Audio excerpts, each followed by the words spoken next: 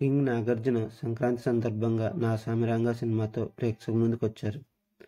ఈ movie positive talk సొంతం చేసుకుని కలెక్షన్స్ పరంగా దూసుకుపోతుంది. హనుమాన్ తర్వాత సెకండ్ సంక్రాంతి విన్నర్లా ఈ మూవీ నిలిచేలా ఉంది. విలేజ్ బ్యాక్డ్రాప్లో వచ్చిన మాస్ యాక్షన్ ఎంటర్టైనర్ కావడంతో ఎక్కువ మంది ఆదరిస్తున్నారు. ఇదిలా ఉంటే బంగారాజు తర్వాత కింగ్ నాగార్జున సాలిడ్ సక్సెస్ కోసం చాలా రోజుల నుంచి ఎదురు చూస్తున్నారు. అక్కినేని యువ హీరోలకు కూడా హిట్ పడలేదు. ఇలాంటి సమయంలో నా సామిరంగా సంక్రాంతి రేసులో పెద్ద సినిమాలతో పోటీ పడింది. సైంధవ్ మూవీకి డివైడ్ టాక్ రావడం, గుంటూరు కారం మూవీ మిక్స్డ్ టాక్తో నడవడంతో నా సామిరంగకు ప్రేక్షక ఆదరణ పెరిగింది.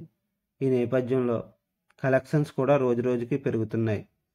5 రోజుల్లో ప్రపంచవ్యాప్తంగా 35.4 కోట్ల షేర్ని ఈ మూవీ సొంతం చేసుకుంది. తెలుగు రాష్ట్రాల్లో ఈ సినిమాకి 18.17 కోట్ల షేర్ రావడం విశేషం. 2 తెలుగు రాష్ట్రాల్లో 5వ రోజు 2.54 కోట్ల కలెక్షన్ని కలెక్ట్ చేసింది.